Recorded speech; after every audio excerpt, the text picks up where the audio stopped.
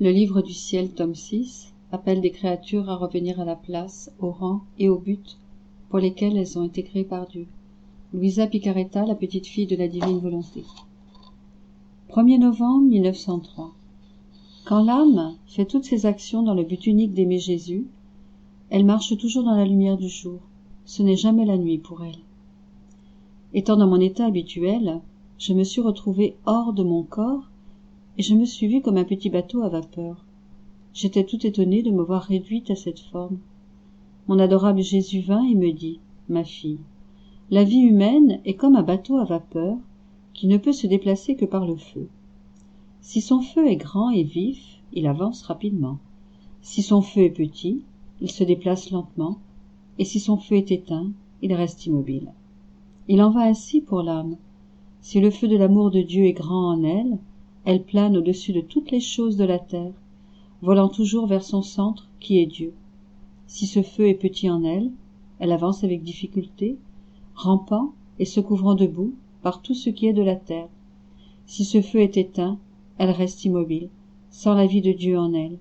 Elle est comme morte à tout ce qui est divin. Ma fille, quand l'âme fait toutes ses actions par amour pour moi, et ne veut aucune autre récompense pour son travail que mon amour, elle marche toujours dans la lumière du jour. Ce n'est jamais la nuit pour elle. Elle marche même dans le soleil, qui l'entoure complètement, en profitant pleinement de sa lumière. Ses actions lui servent de lumière pour son voyage. Elles produisent en elle une lumière toujours nouvelle. 8 novembre 1903. Jésus explique comment doit être l'amour du prochain. Me trouvant dans mon état habituel, je priais pour les besoins des autres. Bougeant en moi, Jésus béni me dit « Pourquoi pries-tu pour ces gens? Et toi, Seigneur, pourquoi nous aimes-tu? Je vous aime parce que vous m'appartenez. Et quand une chose nous appartient, on se sent contraint de l'aimer. C'est comme une nécessité. Seigneur, je prie pour ces gens parce qu'ils t'appartiennent. Autrement, je ne serais pas intéressé. » Plaçant sa main sur mon front, en y mettant une certaine pression, il ajouta « Oh, c'est parce qu'ils sont à moi. C'est pour ça que l'amour du prochain est une bonne chose. » 10 novembre 1903. Le véritable amour s'oublie lui-même. Étant dans mon état habituel, Jésus béni se montra brièvement et me dit « Ma fille, le véritable amour s'oublie lui-même et vit des intérêts, des souffrances et de tout ce qui appartient au bien-aimé. » Je lui répondis « Seigneur, comment pouvons-nous nous oublier nous-mêmes quand nous nous sentons tant nous-mêmes? Il ne s'agit pas de quelque chose d'éloigné de nous, séparé de nous, qui peut facilement être oublié. » Jésus reprit « C'est précisément là le sacrifice du véritable amour.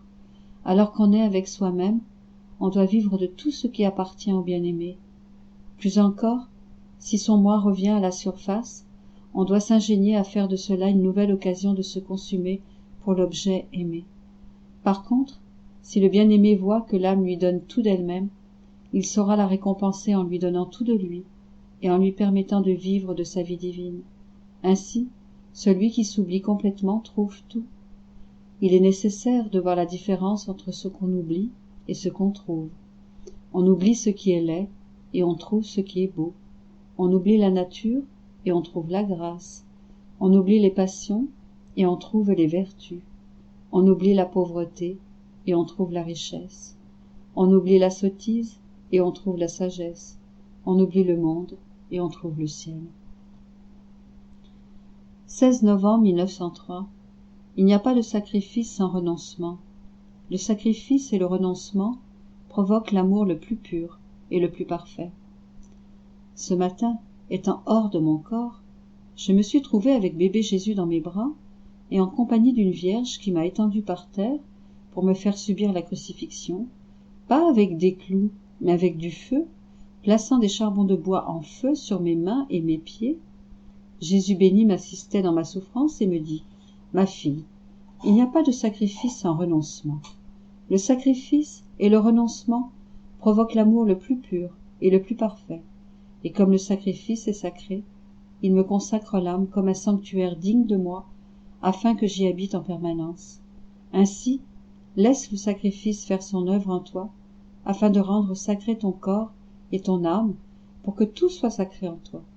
Consacre-moi tout. 19 novembre 1903. Bien qu'on ne soit rien, on peut être tout. Étant dans mon état habituel, j'ai vu Jésus béni en moi. Une lumière dans mon esprit me dit, alors que l'on n'est rien, on peut être tout. Mais comment? On devient tout par la souffrance. La souffrance fait que l'âme devient pontife, prêtre, roi, prince, ministre, juge, avocat, réparateur, protecteur, défenseur.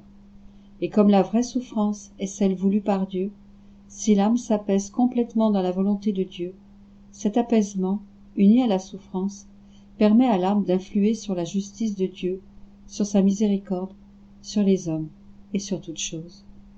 Et comme la souffrance a conféré au Christ toutes les qualités, tous les honneurs et tous les ministères que la nature humaine peut avoir, de la même manière, en participant aux souffrances du Christ, l'âme participe aux qualités, aux honneurs et au ministère du Christ, qui est le tout. 23 novembre 1903. Aucune beauté n'égale la souffrance pour Dieu seul. Je me sentais impressionné par ce que j'ai écrit ci-dessus, en me demandant si cela est bien conforme à la vérité. Ainsi, aussitôt que j'ai vu Jésus béni, je lui ai dit, « Seigneur, ce que j'ai écrit n'est pas correct. Comment, par la simple souffrance, peut-il en être ainsi ?» Il me répondit, « Ma fille, ne sois pas étonnée. En effet, aucune beauté n'égale la souffrance pour Dieu seul. 2 flèches s'échappent de moi continuellement. Une première part de mon cœur, c'est une flèche d'amour qui blesse tous ceux qui sont sur mes genoux, c'est-à-dire ceux qui sont dans ma grâce. Cette flèche blesse, mortifie, guérit, afflige, attire, révèle, console et prolonge ma passion et ma rédemption pour ceux qui sont sur mes genoux. L'autre flèche provient de mon trône, et je la confie aux anges qui, comme mes ministres, la font voler vers toutes sortes de gens, les châtiant et les excitant à la conversion. Pendant qu'il disait cela, il partagea ses souffrances avec moi en me disant « Toi aussi tu participes à ma rédemption. » Le 24 novembre 1903. Chaque parole de Jésus est une liaison à la grâce. Me trouvant dans mon état habituel, je vis brièvement Jésus béni dans mon intérieur. Comme s'il avait voulu continuer de dissiper mes doutes, il me dit « Ma fille, je suis la vérité même. Aucun mensonge ne peut sortir de moi. Au plus, il peut s'agir de choses que l'homme ne comprend pas. L'âme doit réagir à mes paroles en les mettant en pratique. En fait, chacune de mes paroles est une liaison à la grâce qui sort de moi et qui donne à la créature comme un cadeau. Si elle répond, elle joint cette liaison aux autres qu'elle a déjà acquises. Si elle ne le fait pas, elle la retourne à son Créateur. En fait, je parle seulement quand je vois que la créature a la capacité de recevoir mes cadeaux. En me répondant, elle acquiert non seulement beaucoup de liaisons à la grâce, mais aussi beaucoup de liaisons à la sagesse divine. De plus, elle me dispose à lui donner encore plus de cadeaux.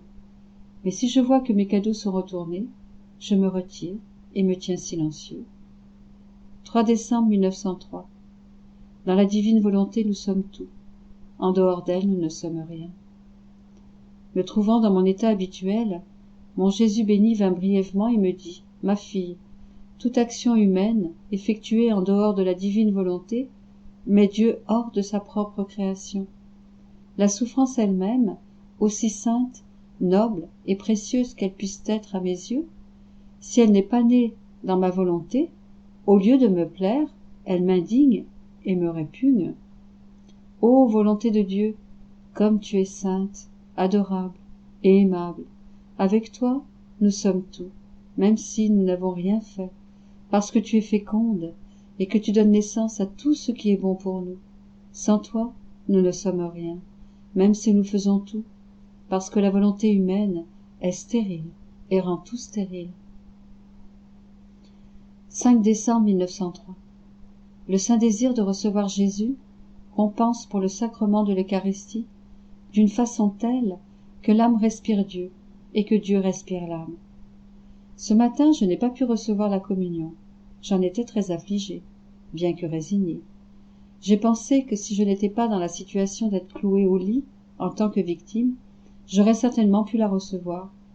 J'ai dit au Seigneur, « Tu vois, l'état de victime m'impose le sacrifice d'être privé de te recevoir dans le sacrement. Accepte au moins mon sacrifice de privation comme un acte d'amour plus grand que si je te recevais réellement. Ainsi, penser que me priver de toi te prouve encore plus mon amour pour toi adoucit l'amertume de cette privation. » Pendant que je disais cela, des larmes coulaient de mes yeux. Cependant, ô bonté de mon bon Jésus, dès que j'eus commencé à m'assoupir, et sans qu'il m'eût obligé de le chercher longuement comme à l'accoutumée, il vint, et plaçant ses mains sur mon visage, il me caressa en me disant « Ma fille, ma pauvre fille, courage, ta privation de moi excite ton désir, et, à travers ce désir ardent, ton âme respire Dieu. Quant à Dieu, se sentant encore plus enflammé par cette excitation de l'âme, il respire cette âme. Dans ces respirations réciproques, entre Dieu et l'âme, la soif d'amour s'enflamme, et comme l'amour est feu, il forme le purgatoire pour cette âme. Il en résulte pour elle non seulement une communion par jour, comme l'Église le permet, mais une communion continuelle, au même titre que la respiration est continuelle. Il s'agit de communion d'amour le plus pur, en esprit seulement, pas avec le corps. Et comme l'esprit est plus parfait que le corps, l'amour y est plus intense. C'est de cette façon que je récompense, non pas celui qui ne veut pas me recevoir, mais celui qui ne peut pas me recevoir, et qui m'offre cela, pour me contenter. 10 décembre 1903. Chaque fois que l'âme cherche le Seigneur, elle reçoit un rayon divin, un attribut divin. Me trouvant dans mon état habituel, je sentis comme un poids sur mon âme, comme si le monde entier pesait sur moi, à cause de ma privation de Jésus béni. Dans mon immense amertume, je fis tout pour le trouver.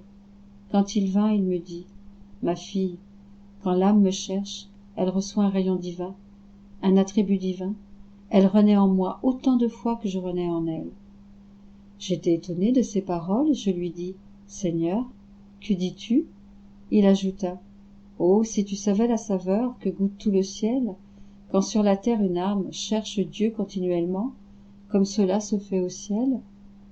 Quelle est la vie des bienheureux? Qu'est-ce qui la constitue? Leur renaissance continuelle en Dieu, et la renaissance continuelle de Dieu en eux. C'est la réalisation de Dieu est toujours ancien et toujours nouveau. Ils ne se sentent jamais fatigués, parce qu'ils vivent continuellement une nouvelle vie en Dieu. 17 décembre 1903. L'adoration de la très sainte Vierge quand elle rencontra Jésus portant sa croix. Le véritable esprit d'adoration. Me trouvant dans mon état habituel, je vis brièvement Jésus béni avec sa croix sur les épaules, pendant qu'il rencontrait sa très sainte mère. Je lui dis, « Seigneur, que fit ta mère au moment de cette si triste rencontre ?» Il me répondit, « Ma fille, elle fit un acte d'adoration simple et profond. Plus un acte est simple, plus facilement il rejoint Dieu. Par cet acte simple, elle fit ce que je faisais moi-même intérieurement. Cela me fut immensément agréable, plus que si elle avait fait quelque chose de plus grand. La véritable adoration consiste en cela. La créature se dissout dans la sphère divine en s'unissant à Dieu dans tout ce qu'il fait. Pensez-vous qu'adorer par des paroles, alors que l'esprit est ailleurs, est de la vraie adoration? Dans ce cas, la volonté est loin de moi. On m'adore en exerçant l'une de ses facultés, pendant que les autres sont dispersées? Non, je veux tout pour moi, tout ce que j'ai donné à la créature. L'adoration est l'acte cultuel le plus grand que la créature puisse faire pour moi.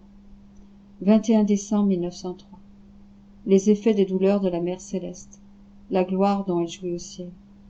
Ce matin, je me suis trouvé hors de mon corps, en train d'examiner la voûte des cieux. J'y ai vu 7 soleils des plus resplendissants, bien que leur apparence différait du soleil habituel.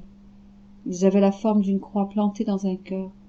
Je ne pouvais pas voir cela clairement, parce que la lumière de ces soleils était si grande qu'on ne pouvait voir à l'intérieur. Cependant, plus je m'approchais, plus je m'apercevais que la Reine Mère se trouvait à l'intérieur. Je me suis dit, comme je voudrais lui demander si elle veut que j'essaye de sortir de cet état sans attendre le prêtre. M'étant approché d'elle, c'est ce que je lui ai demandé. Elle me répondit par un non bref, ce qui me mortifia quelque peu. La très sainte Vierge se tourna ensuite vers la multitude en disant « Voyez ce qu'elle veut faire ?» Chacun répondit « Non, non !» Ensuite, remplie de bonté, elle se tourna vers moi et me dit « Ma fille, sois courageuse sur la voie de la souffrance. Vois-tu, ces 7 soleils qui sortent de mon cœur sont mes 7 douleurs qui m'ont apporté beaucoup de gloire et de splendeur. Ces soleils, fruits de mes douleurs, dardent continuellement la très sainte Trinité, qui se sentant blessée, m'envoie continuellement des grâces par 7 canaux. Ces grâces, je les distribue pour la gloire de tout le ciel, pour le soulagement des âmes du purgatoire et pour le bénéfice des âmes pèlerines sur la terre. Après, disparut, et je réintégrai mon corps. Le 22 décembre 1903, la croix incarne Dieu dans l'âme et l'âme en Dieu. Me trouvant dans mon état habituel, mon adorable Jésus se montra sous la forme du crucifié. Après m'avoir fait partager ses souffrances, il me dit « Ma fille, par la création, j'ai donné mon image aux âmes, et par mon incarnation, je leur ai donné ma divinité, divinisant ainsi l'humanité. En s'incarnant dans l'humanité, ma divinité s'incarna aussi dans la croix. De même que la croix incarne la divinité dans l'âme, elle incarne aussi l'âme dans la divinité, détruisant en elle ce qui lui vient de la nature. Il y a, si l'on peut dire, incarnation de Dieu dans l'âme et de l'âme en Dieu. Je fus enchanté d'entendre que la croix incarne l'âme en Dieu. Il ajouta « Je ne parle pas d'union, mais d'incarnation. La croix pénètre tellement dans l'âme que celle-ci devient souffrance, et là où il y a souffrance, il y a Dieu. Car Dieu et la souffrance ne peuvent être séparés. La croix rend l'union à Dieu plus stable et rend la séparation d'avec lui presque aussi difficile que la séparation entre la souffrance et la nature. » Ayant dit cela, il disparut. Après un moment, il revint sous l'aspect qu'il avait lors de sa passion, quand il était couvert d'opprobre et de crachats. Je lui dis « Seigneur, montre-moi comment je pourrais éloigner de toi ces opprobres et les remplacer par des honneurs, des éloges et de l'adoration. » Il me répondit « Ma fille, autour de mon trône, il y a un vide causé par la gloire que me doit la création, mais qu'elle ne me donne pas. Cependant celui qui, me voyant méprisé par les créatures, m'honore, non seulement pour lui, mais pour les autres, fait surgir dans ce vide des honneurs pour moi. Celui qui me voit non aimé, et qui m'aime, fait surgir dans ce vide de l'amour pour moi. Celui qui voit que je comble les créatures de bienfaits, alors qu'elles ne sont pas reconnaissantes envers moi, et qui est lui-même reconnaissant envers moi, fait surgir dans ce vide de la gratitude et des remerciements pour moi. Ainsi, il se crée autour de mon trône une atmosphère parfumée qui me plaît et qui provient des âmes qui m'aiment, non seulement pour elles-mêmes, mais aussi pour les autres. 24 décembre 1903. Le désir fait naître Jésus dans l'âme, pareillement pour le diable. Ce matin, me trouvant dans mon état habituel, bébé Jésus est venu. En le voyant si petit, comme s'il venait de naître, je lui ai dit « Mon cher petit, pour quelle raison es-tu venu du ciel pour naître si petit en ce monde ?» Il me répondit « La raison était l'amour. Ma naissance temporelle fut le résultat d'un débordement d'amour de la très sainte Trinité envers les créatures. Par un débordement d'amour de ma mère, j'ai quitté le sein maternel. Et par un débordement d'amour, je me suis incarné dans les âmes. Ce débordement était le résultat du désir. Dès que l'âme commence à me désirer, je suis conçu en elle. Plus elle progresse dans son désir, plus je grandis en elle. Et quand ce désir remplit son intérieur au point de débordement, je nais dans l'homme tout entier, dans son esprit, sa bouche, ses œuvres, ses pas. Le diable a aussi ses naissances dans les âmes. Dès qu'une âme commence à désirer le mal, le diable est conçu en elle avec ses œuvres mauvaises. Si ce désir est nourri, le diable croît et remplit l'intérieur de l'âme de passions des plus laides et répugnantes. Si le point de débordement est atteint, L'homme s'adonne à tous les vices. Ma fille, combien de naissances fait le diable en ces si tristes temps? Si les hommes et les démons en avaient le pouvoir, ils détruiraient toutes mes naissances dans les âmes. 28 décembre 1903. Toute vie se trouve dans le Christ. Après m'être donné beaucoup de peine, mon Jésus béni vint brièvement.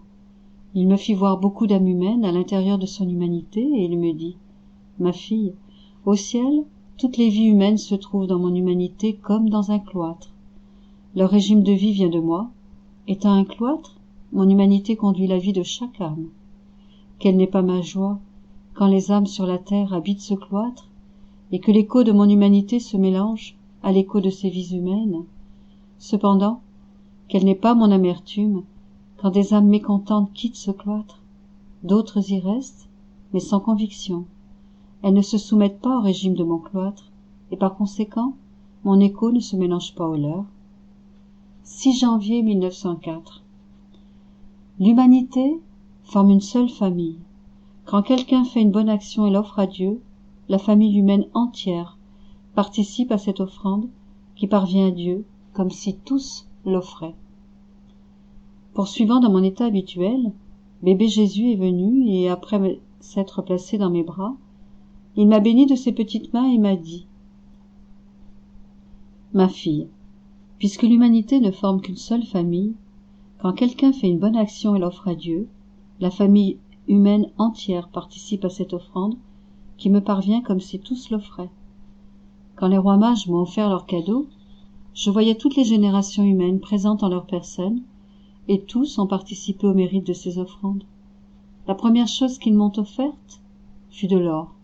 En retour, je leur ai donné la connaissance et la compréhension de la vérité. Mais sais-tu quel or j'attends des âmes? Pas de l'or matériel, non, mais de l'or spirituel, c'est-à-dire l'or de leur volonté, l'or de leur affection, l'or de leur désir et de leur goût personnel, en somme, l'or de tout l'intérieur de l'homme. C'est tout l'or de l'âme que je veux pour moi, bien que l'âme ne puisse pas facilement me faire un tel don sans se sacrifier. La myrrhe, comme un fil électrique, lie l'intérieur de l'homme, le rend plus brillant et lui donne des nuances multiples de couleurs qui procurent toutes espèces de beauté à l'âme.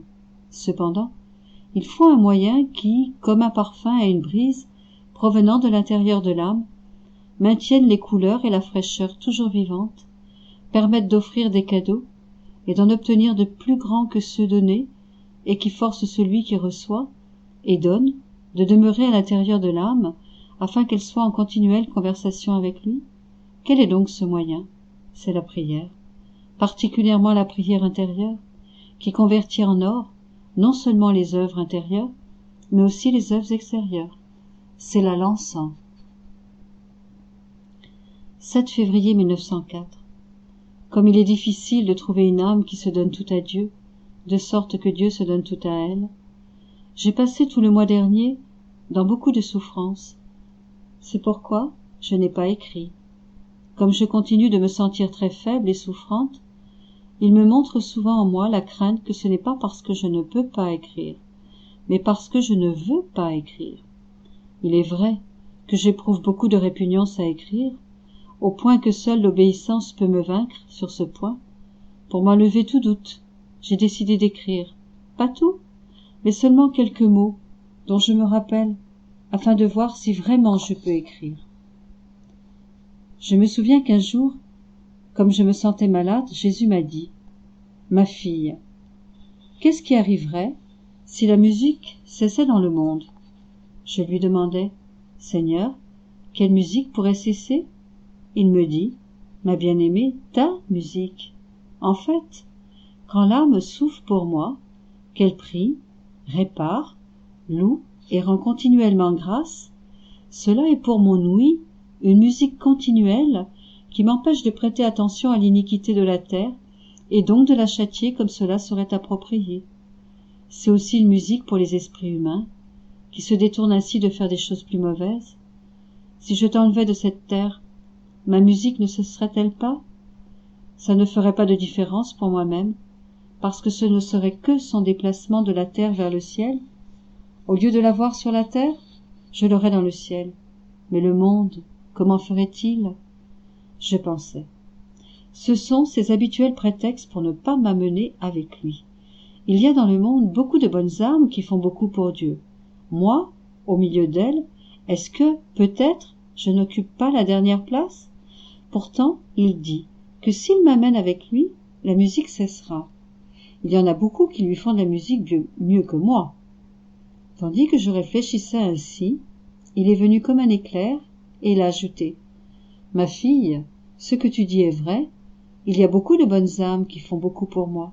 Cependant, comme il est difficile d'en trouver une qui me donne tout, pour que je puisse me donner totalement à elle. Certaines conservent un peu d'amour-propre, un peu d'estime de soi, d'autres une affection particulière, ne serait-ce que pour une personne sainte. D'autres conservent une petite vanité, d'autres quelque attachement à la terre ou à leurs intérêts personnels.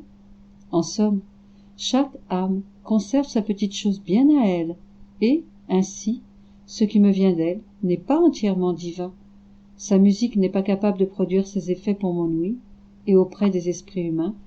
Par conséquent, les grandes choses que ces âmes font ne peuvent produire les mêmes effets et me plaire autant que les petits gestes de l'âme qui ne garde rien pour elle et se donne tout à moi. 8 février 1904. La souffrance est une des qualités de Jésus. Le purgatoire n'existe pas pour celui qui vit dans la très sainte volonté de Dieu. Un autre jour, alors que je continuais de me sentir souffrante, je vis que mon confesseur priait notre Seigneur pour qu'il me touche là où je souffrais, afin que mes souffrances se calment.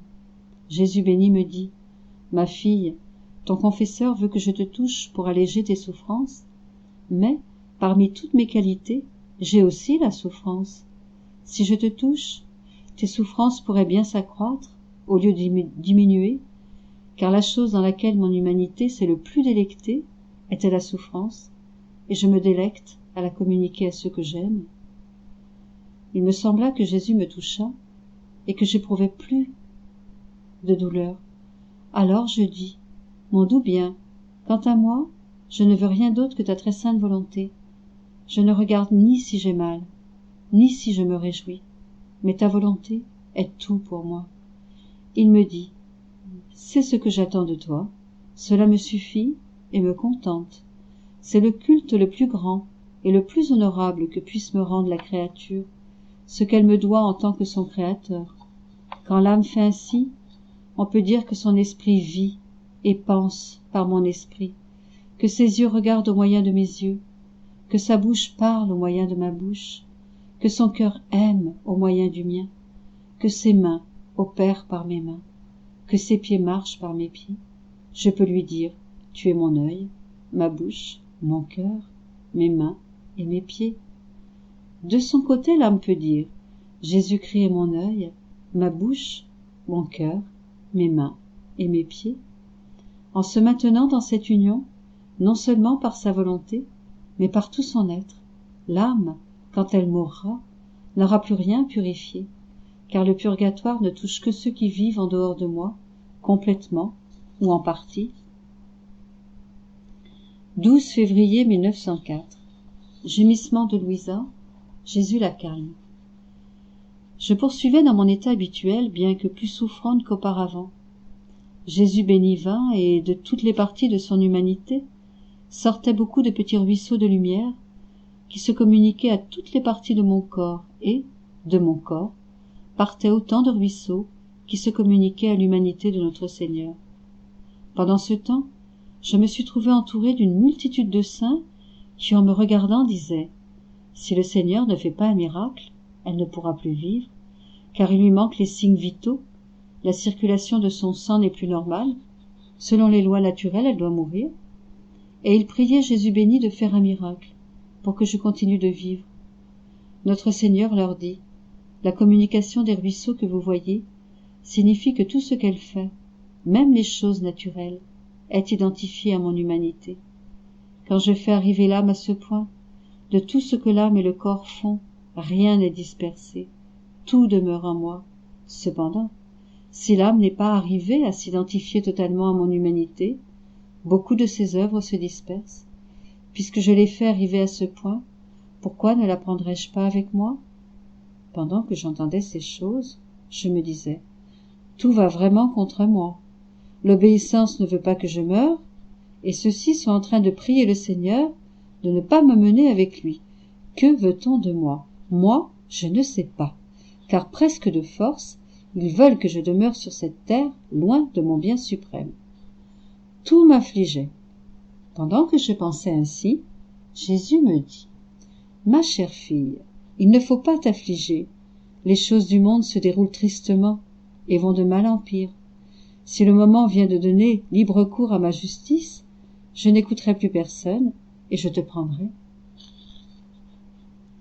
21 février 1904. Louisa fait une promesse. En présence de la très sainte Trinité, de la Reine Mère, la très sainte Marie, de mon ange gardien et de toute la cour céleste, et pour obéir à mon confesseur, je promets que si le Seigneur, dans son infinie miséricorde, me fait la grâce de mourir, alors, quand je me trouverai avec mon époux céleste, je prierai et intercéderai pour le triomphe de l'Église et pour la confusion et la conversion de ses ennemis. Je promets de prier pour que le parti catholique triomphe dans notre ville, que l'église de San Cantaldo soit de nouveau ouverte au culte, et que mon confesseur soit libéré de ses souffrances habituelles, avec une sainte liberté d'esprit et la sainteté d'un véritable apôtre, et que, si le Seigneur le permet, au moins une fois par mois, je viendrai conférer avec lui sur les choses célestes et celles relatives au bien de son âme.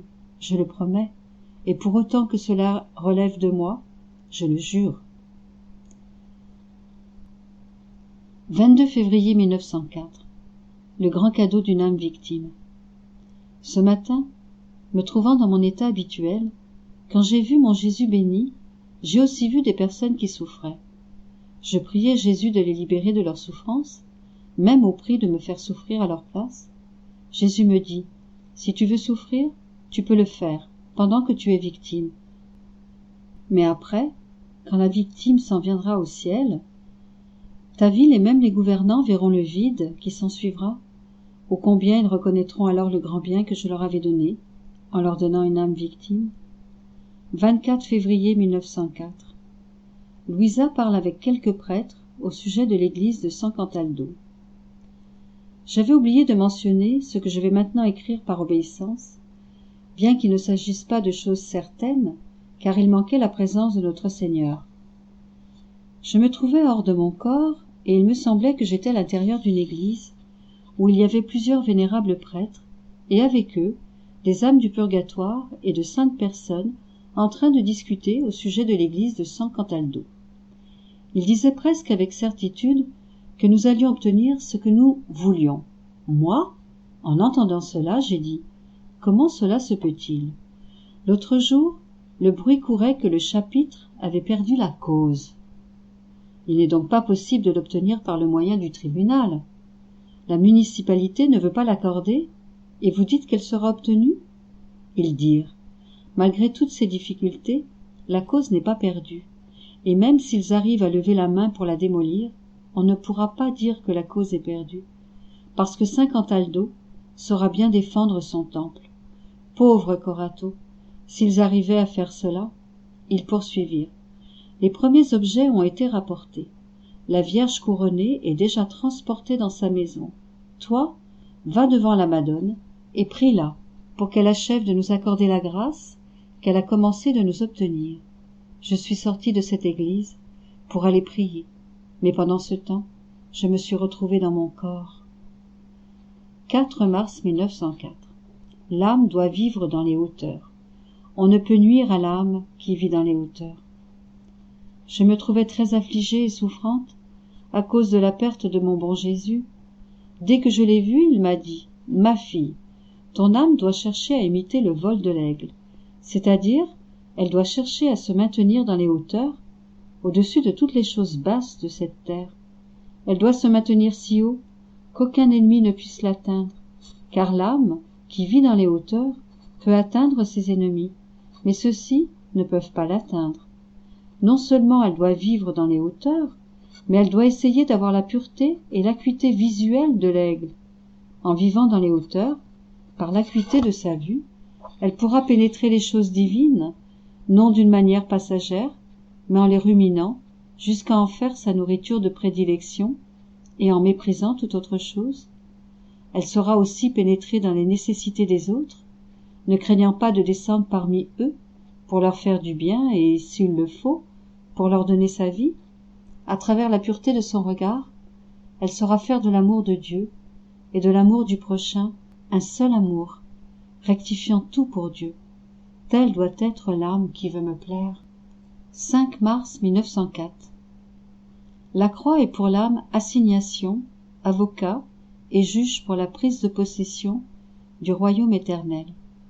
Ce matin, je me sentais très souffrante, en plus d'être affligée de l'absence de mon Jésus.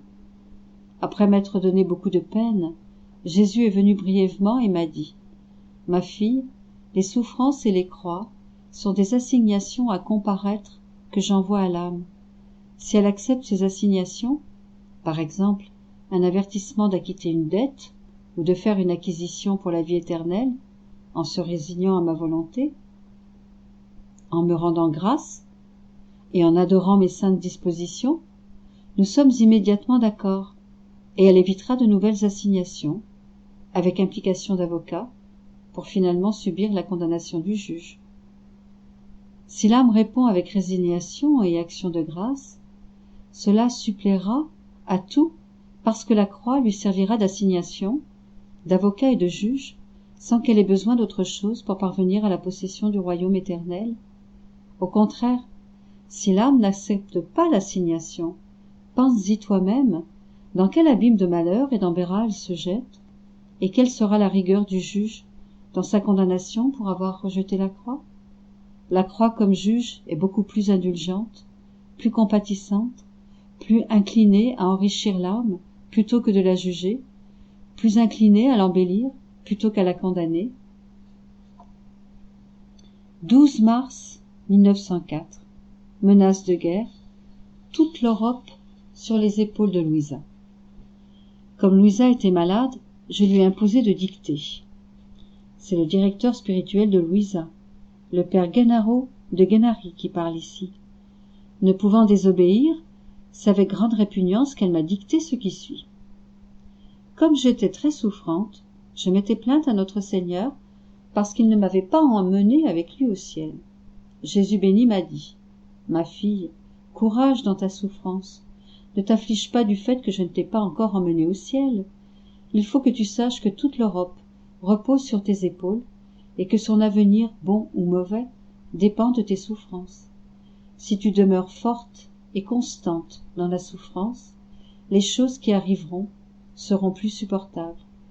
Mais si tu n'es pas forte et constante dans la souffrance, ou si je t'emmène au ciel, les choses seront tellement graves que l'Europe sera menacée d'invasion et d'être saisie par des étrangers.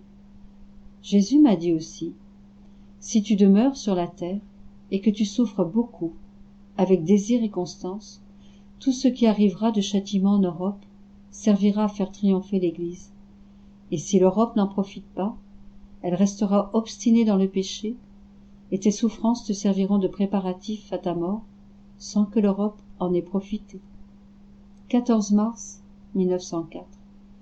Jésus demande le silence à Louisa parce qu'il veut châtier. Je me trouvais dans mon état habituel. Après m'être donné beaucoup de peine, Jésus béni est sorti de mon intérieur et, comme je voulais lui parler, il mit son doigt sur ma bouche en me disant « Tais-toi, tais-toi ». Je fus mortifiée de cela et je n'osais pas ouvrir la bouche. En me voyant aussi mortifiée, il ajouta « Ma très chère fille, à cause de la nécessité des temps, il faut garder le silence. Si tu me parles, ta parole me liera les mains, et je ne parviendrai jamais à châtier comme il convient, et nous devrons toujours recommencer. Par conséquent, il est nécessaire qu'entre toi et moi, il y ait un long moment de silence. » Pendant qu'il disait cela, il sortit un écriteau sur lequel était écrit « Décret, fléau, souffrance et guerre ».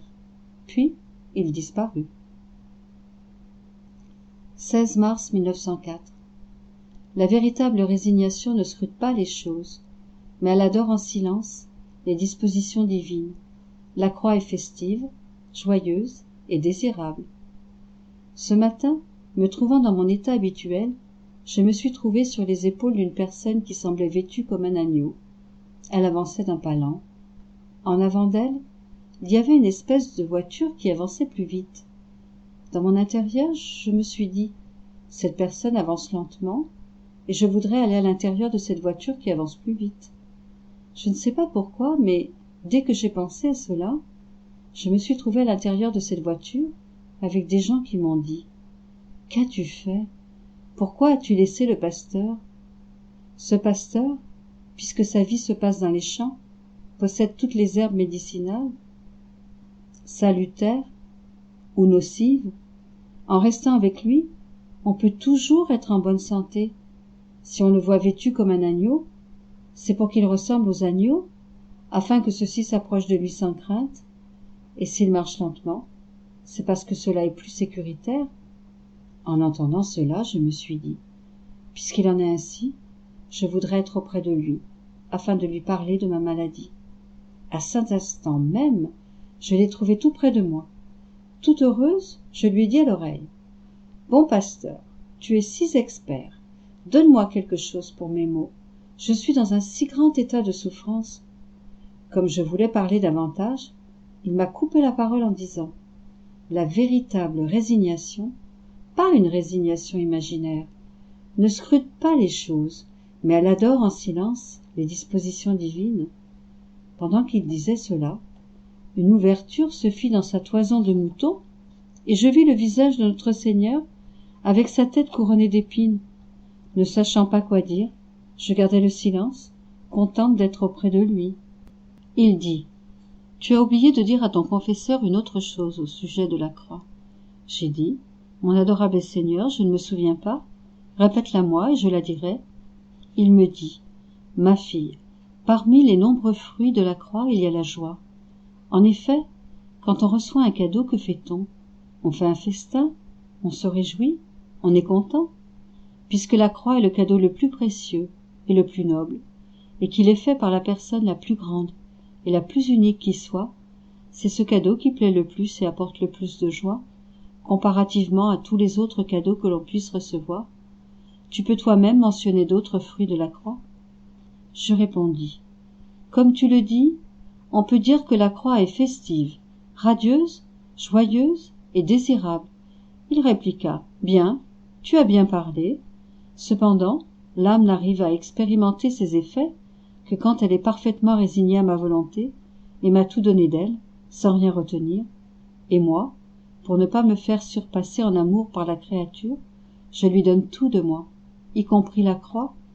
L'âme, en la reconnaissant comme un don de moi, fait la fête et se réjouit.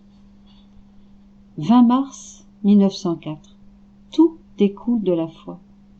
Ce matin, je me sentais toute découragée et aigrie par la perte de mon adorable Jésus. Pendant que je me trouvais dans cet état, il me fit entendre sa très douce voix en disant « Tout découle de la foi. Celui qui est fort dans la foi est fort dans la souffrance. La foi fait trouver Dieu partout, le fait voir dans chaque action. Tout ce qui se présente est pour l'âme une nouvelle révélation divine. Donc, sois forte dans la foi. Car si tu es forte dans la foi, dans tous les états et circonstances, la foi t'administrera des forces et fera en sorte que tu sois toujours uni à Dieu. 9 avril 1904. Un acte de parfaite résignation suffit pour que l'âme soit purifiée de toute imperfection involontaire. Ce matin, je devais recevoir la Sainte Eucharistie et la pensée suivante vint à mon esprit. Que dira mon bien-aimé Jésus quand il viendra dans mon âme? Il dira, comme cette âme est laide, mauvaise, froide et abominable, et il fera se consumer les espèces rapidement pour ne pas demeurer en contact avec cette âme si laide. Mais que veux-tu de moi? Malgré que je suis si mauvaise, tu dois pourtant avoir la patience de venir, parce que de toute façon, j'ai besoin de toi, et je ne peux pas me passer de toi. Pendant ce temps, Jésus sortit de mon intérieur et me dit, « Ma fille, il ne faut pas t'affliger de cela, il ne faut pas grand-chose pour y remédier. Il te suffit d'un acte parfait de résignation à ma volonté pour pouvoir être purifié de toutes ces bêtises dont tu parles, et moi, je te dirai le contraire de ce que tu penses. Je te dirai, comme tu es belle, je sens en toi le feu de mon amour et le parfum de mes fragrances. Je veux faire ma demeure perpétuelle en toi. Ensuite, il disparut. Quand mon confesseur vint, je lui racontai tout. Il me répondit que ce que je disais n'était pas exact, parce que c'est la souffrance qui purifie l'âme, et que la résignation n'a aucun rapport avec cela. Donc, après avoir reçu la communion, j'ai dit à Jésus, « Seigneur, le Père m'a dit que ce que tu m'as dit n'est pas exact. Explique-toi mieux et fais-moi connaître la vérité. » Avec bienveillance, Jésus me dit, « Ma fille, quand on parle de péché volontaire, alors il faut la souffrance. Mais quand on parle d'imperfection, de faiblesse, de froideur ou autre, où l'âme n'a rien mis d'elle-même, alors un acte de parfaite résignation suffit. Alors au besoin, l'âme est purifiée, car en faisant cet acte, l'âme rencontre ma divine volonté, qui purifie la volonté humaine et l'embellit de ses qualités. Ensuite l'âme s'identifie avec moi. 10 avril 1904. 3 titres lient complètement l'âme de Louisa à Jésus. Souffrance assidue, réparation perpétuelle, amour persévérant. Ce matin, j'étais habitée par la crainte que, en me voyant encore si mauvaise, Jésus béni me laisse.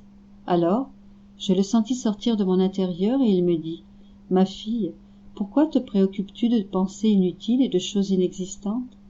Sache que tu as 3 titres, comme 3 petites cordes, te lient complètement à moi, de sorte que je ne peux te laisser. Ces titres sont souffrance assidue, réparation perpétuelle et amour persévérant. Si, en tant que créature, tu persistes en cela, le Créateur pourra-t-il être moins que sa créature en se laissant surpasser par elle? Cela est impossible. 11 avril 1904. Jésus remercie Louisa. J'étais dans mon état habituel. Après m'être donné beaucoup de peine, j'ai vu brièvement mon adorable Jésus. Il m'a dit, « Toi qui me voulais tant, qu'est-ce que tu veux? De quoi te soucies-tu le plus ?» J'ai répondu, « Seigneur, je ne veux rien. Mon principal souci, c'est toi seul. » Jésus reprit, « Comment? Tu ne veux rien? Demande-moi quelque chose. La sainteté, ma grâce, les vertus, car je peux tout te donner. » De nouveau j'ai dit, « Rien, rien, je ne veux que toi seul, de même que tout ce que tu veux. » Jésus poursuivit, « Donc, tu ne veux rien de plus? Moi seul te suffit? Tes désirs n'ont pas d'autre vie en toi que moi seul? Alors, toute ta confiance doit être en moi seul, parce que, même si tu ne veux rien, tu obtiendras tout. » Puis il disparut comme un éclair. Je restai très peinée, surtout parce que, même si je le lui demandais de toutes mes forces, il ne revenait pas. Je me suis dit, moi, je ne veux rien, je ne m'occupe que de lui, et il semble que lui ne se soucie aucunement de moi. Je ne comprends pas comment son bon cœur peut en arriver là, et je me disais beaucoup d'autres sottises de ce genre. Alors, il est revenu et m'a dit, « Merci, merci, qu'est-ce qui est le plus grand? Que le Créateur remercie la créature, ou que la créature remercie le Créateur? Sache que quand tu m'attends, et que je retarde mon arrivée, je te remercie. Quand je viens immédiatement, c'est toi qui es obligé de me remercier. Ça te semble donc peu de chose que ton Créateur se mette dans la situation de te remercier? Moi, je suis restée toute confuse. 12 avril 1904. La paix est le plus grand trésor. Ce matin, je me sentais perturbée à cause de l'absence de Jésus béni. Après m'être beaucoup battue, il s'est montré brièvement et m'a dit, « Ma fille, quand un fleuve est exposé aux rayons du soleil, en le regardant, on voit le même soleil que celui qui est dans le ciel. Mais cela arrive quand le fleuve est calme, sans qu'aucun vent ne vienne troubler ses eaux. Mais si les eaux sont troublées, malgré que le fleuve soit totalement exposé au soleil, on ne voit rien, tout est confus. Il en va ainsi pour l'âme exposée aux rayons du soleil divin.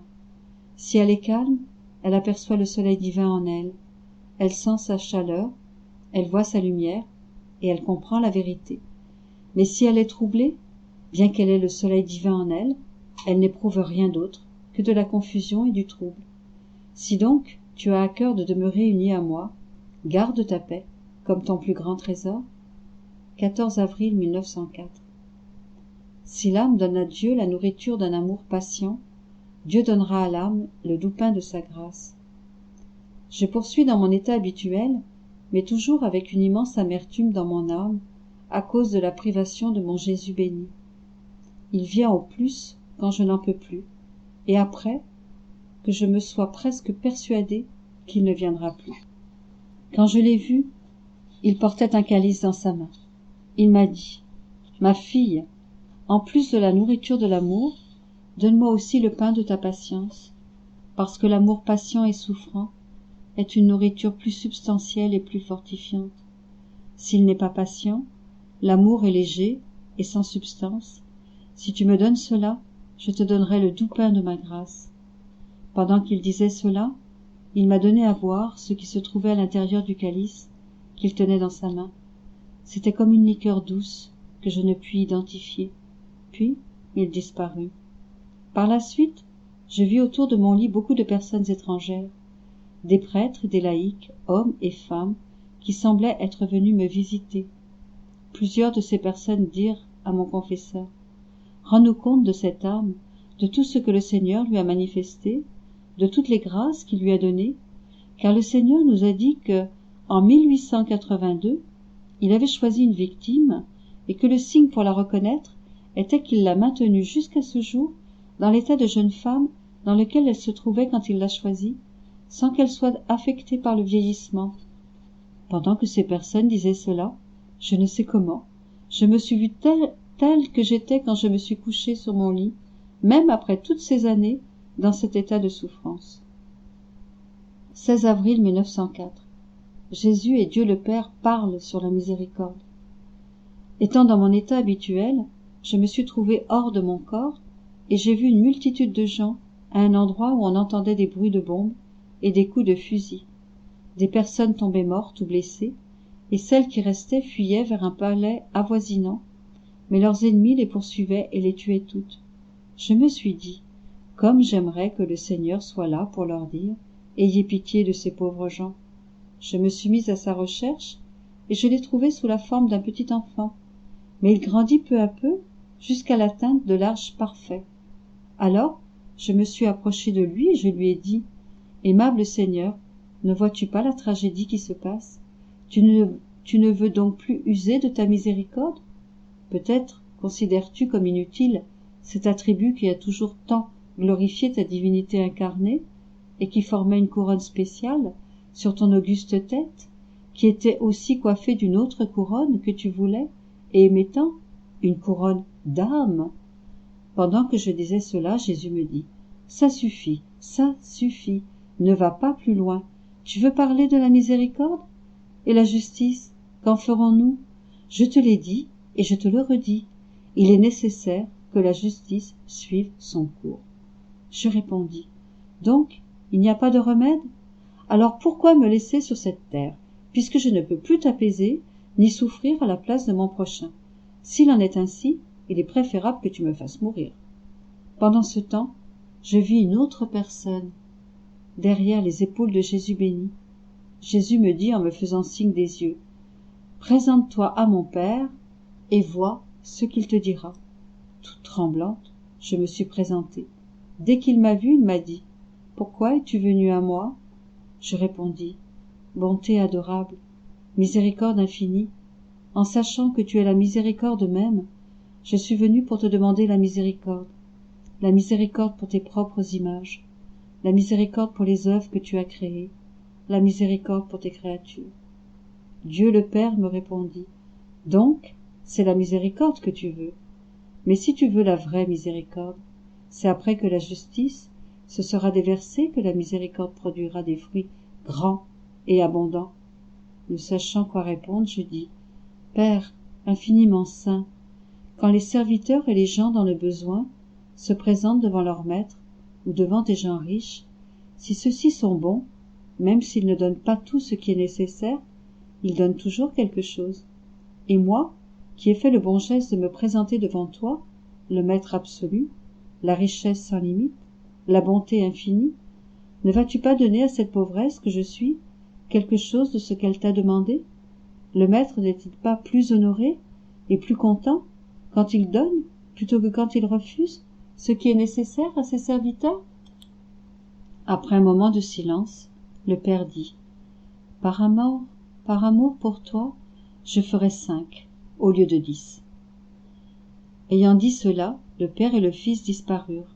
Alors, en beaucoup de lieux sur la terre, surtout en Europe, je vis se multiplier les guerres civiles et les révolutions. 21 avril 1904. Les créatures qui ont le titre de victimes peuvent lutter avec la justice. En poursuivant dans mon état habituel, il m'a semblé qu'il y avait autour de mon lit des personnes qui priaient notre Seigneur, mais je ne portais pas attention à ce qu'elles voulaient. Je portais seulement attention au fait qu'il était tard et que Jésus ne s'était pas encore montré. Oh, comme mon cœur se tourmentait en craignant qu'il ne vienne pas. Je me disais: Seigneur béni, nous sommes à la dernière heure et tu n'es pas encore venu. De grâce, épargne-moi cette peine, fais-toi au moins voir. Pendant que je disais cela, Jésus sortit de mon intérieur et dit à ceux qui étaient autour de moi: il n'est pas permis aux créatures de lutter avec ma justice. Cela est seulement permis à celles qui ont le titre de victimes. Non seulement il leur est permis de lutter avec ma justice, mais il leur est aussi permis de jouer avec ma justice.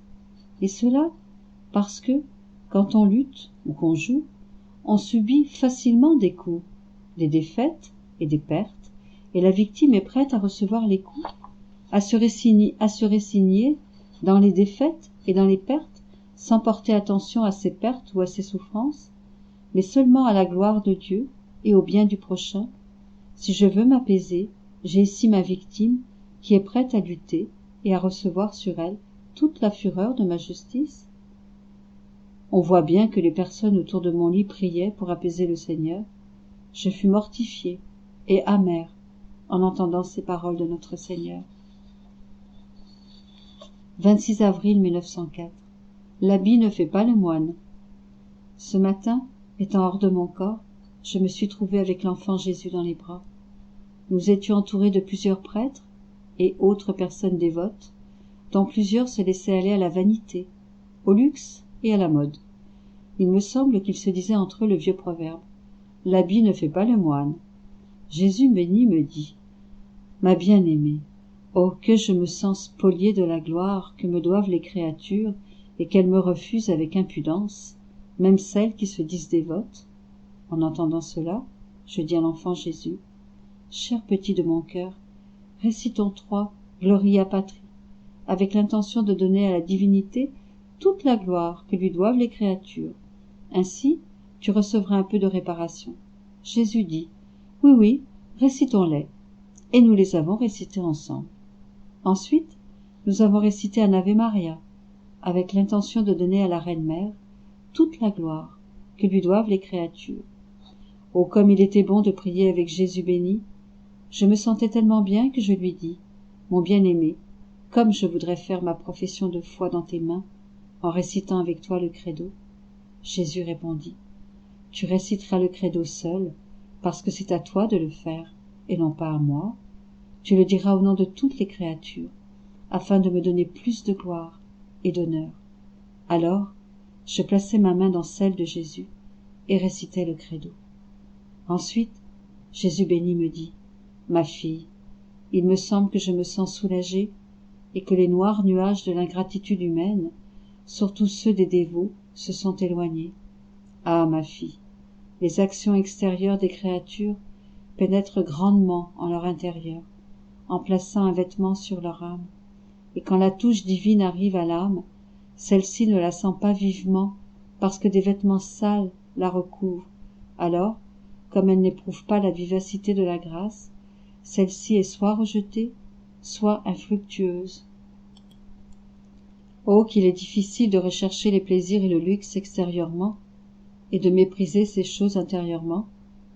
Ma fille, vois par toi-même la douleur de mon cœur, de voir en ces temps mes grâces rejetées par toutes sortes de gens, alors que la vie de mes créatures provient totalement de moi, et que toute ma consolation est de les assister. Elles repoussent mon aide. Toi, viens partager mes souffrances et compatis à mon amertume. Ayant dit cela, il disparut, et je suis restée tout affligée par les souffrances de mon adorable Jésus. 29 avril 1904. La vie divine se manifeste à travers les paroles, les œuvres et les souffrances, mais c'est à travers les souffrances qu'elle se manifeste le plus. Me trouvant dans mon état habituel, je me suis trouvée entourée de 3 vierges, qui me prirent et voulaient me crucifier de force. Mais comme je n'avais pas vu Jésus béni, toute craintive, je leur résistais. Voyant ma résistance, elles me dirent « Très chère petite sœur, ne crains pas à cause du fait que notre époux ne soit pas là.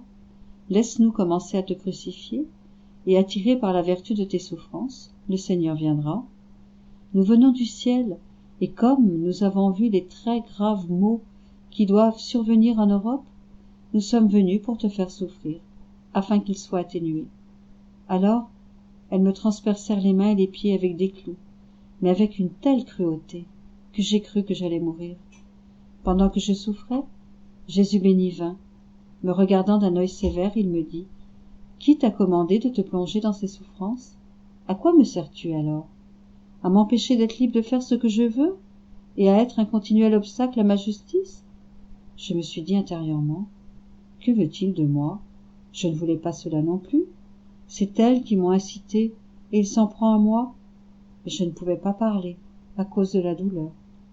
En voyant la sévérité de notre Seigneur, ces vierges me firent souffrir davantage en retirant et en replantant les clous, et elles m'approchèrent de Jésus en lui montrant mes souffrances. Plus je souffrais, plus il semblait que Jésus s'apaisait. Quand elles l'ont vu plus apaisé et presque attendri par mes souffrances, elles partirent et me laissèrent seule avec notre Seigneur. Alors Jésus m'assista, et pour m'encourager, il me dit « Ma fille, ma vie se manifeste à travers les paroles, les œuvres et les souffrances, mais c'est à travers les souffrances qu'elle se manifeste le plus. » À ce moment, mon confesseur vint pour m'appeler à l'obéissance, en partie à cause de mes souffrances, et en partie parce que le Seigneur ne me laissait pas. J'étais incapable d'obéir.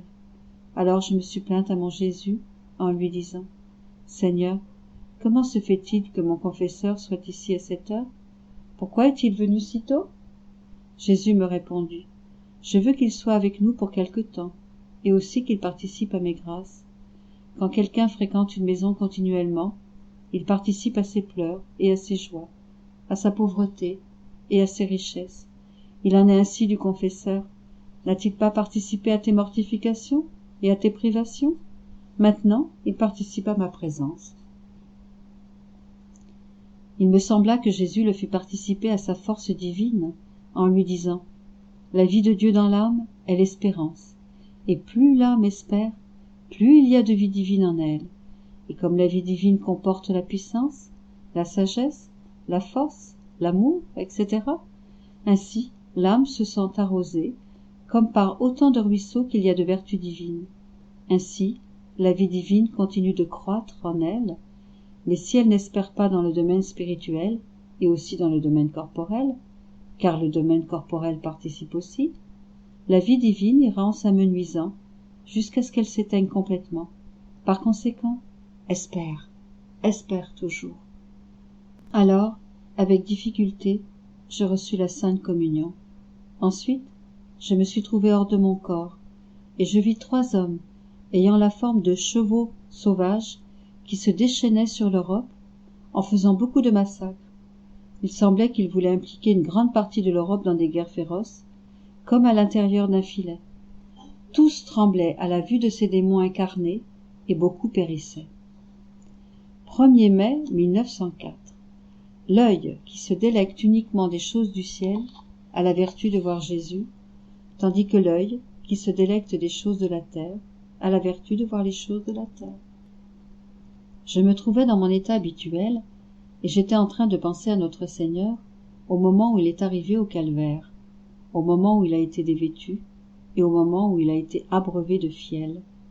Je lui disais « Mon adorable Seigneur, je ne vois sur toi que des vêtements de sang et de plaies, pour ton goûter et ton plaisir, que du fiel et de l'amertume, pour ton honneur et ta gloire, que de la confusion, des opprobres et la croix.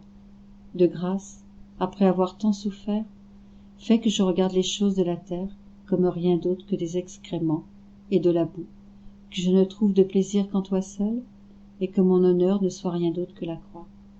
Se faisant voir, Jésus me dit, « Ma fille, si tu avais fait autrement, tu aurais perdu la pureté de ton œil. Il y aurait eu un voile devant ta vue, t'empêchant de me voir. En fait, l'œil qui se délecte uniquement des choses du ciel a la vertu de me voir, tandis que l'œil qui se délecte des choses de la terre a la vertu de voir les choses de la terre, car, en voyant les choses autrement que ce qu'elles sont, c'est ainsi qu'on les aime. » 28 mai 1904. La mortification renverse tout et immole tout à Dieu. Poursuivant dans mon état habituel, je vivais une très grande amertume à cause de la privation continuelle de mon adorable Jésus. Se faisant voir, il me dit, « Ma fille, la première bombe que l'on doit faire exploser dans l'âme, c'est la mortification. Quand cette bombe est lancée dans l'âme, elle renverse tout et immole tout à Dieu. Dans l'âme, c'est comme s'il y avait beaucoup de palais, mais des palais remplis de vices, tels que l'orgueil, la désobéissance, etc. Renversant tout dans l'âme, la bombe de la mortification y construit autant d'autres palais, mais des palais de vertu, immolant tout et sacrifiant tout à la gloire de Dieu. Ayant dit cela, Jésus disparut. Peu de temps après, le démon vint pour me molester. Sans prendre peur, je lui ai dit, « Pourquoi veux-tu me molester? Si tu veux me montrer combien tu es courageux, prends une tige et bats-moi jusqu'à ce que je n'ai plus une goutte de sang, à condition que chaque goutte de sang que je perdrai soit une preuve d'amour, de réparation et de gloire que je donnerai à mon Dieu. » Il me dit, « Je n'ai pas de tige avec moi pour te battre, et si je vais en chercher une, tu ne m'attendras pas. » Je répondis, « Vas-y, je t'attendrai ici. » Ainsi, il est parti, et je suis resté avec l'intention ferme de l'attendre. Mais à ma grande surprise, j'ai vu qu'il avait rencontré un autre démon et qu'il se disait, « C'est inutile d'y retourner. Pourquoi la battre si cela doit causer notre perte? Il est bon de faire souffrir celui qui ne veut pas souffrir, car il pourrait offenser Dieu, mais avec celui qui veut souffrir, nous nous faisons du mal par nos propres mains. » Le démon n'est donc pas revenu, et j'en fus contrarié. 30 mai 1904. La passion de Jésus sert de vêtement à l'homme. L'orgueil transforme en démon les images de Dieu. Je me trouvais dans mon état habituel et j'étais en train de méditer et d'offrir la passion de notre Seigneur, surtout son couronnement d'épines. Je priais Jésus pour qu'il donne la lumière aux esprits aveugles et qu'il se fasse connaître, car il est impossible de connaître Jésus et de ne pas l'aimer. Alors, mon adorable Jésus sortit de mon intérieur et me dit, « Ma fille, que de ruines l'orgueil fait dans les âmes. Il forme un mur entre la créature et Dieu, et il transforme mes images en démons.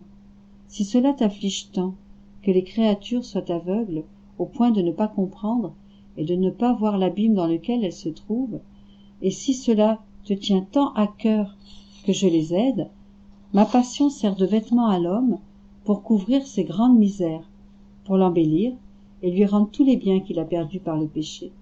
Je t'en fais le don, afin que tu t'en serves pour toi et pour ceux que tu veux. » En entendant cela, une grande crainte m'envahit.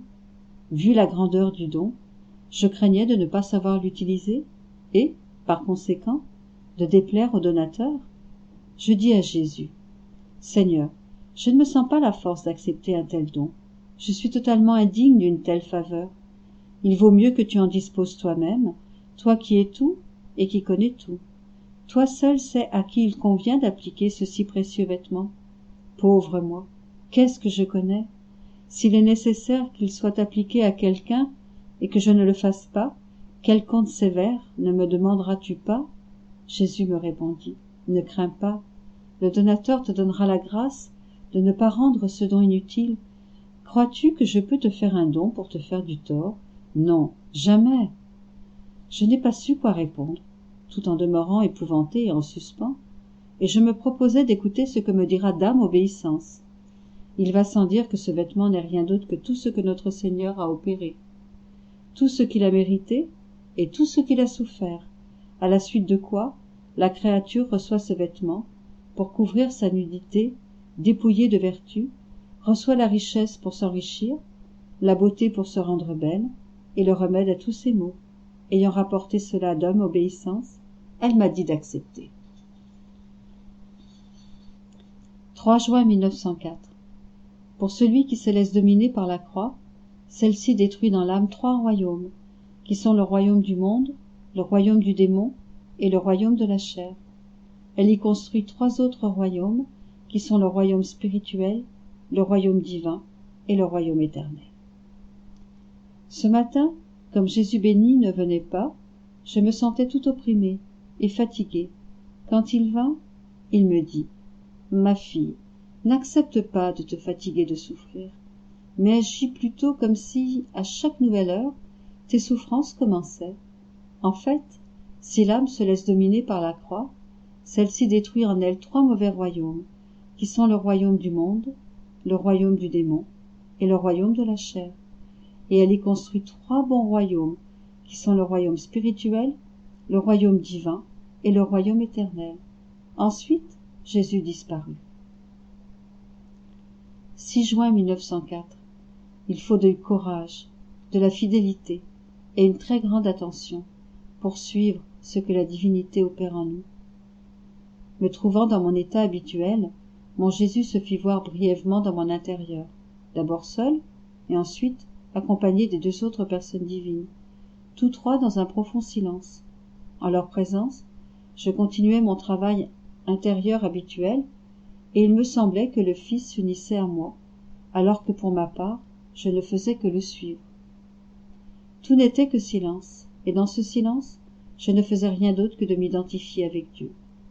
Tout mon intérieur, mes affections, mes battements de cœur, mes désirs et mes respirations devenaient de profonds actes d'adoration à la majesté suprême.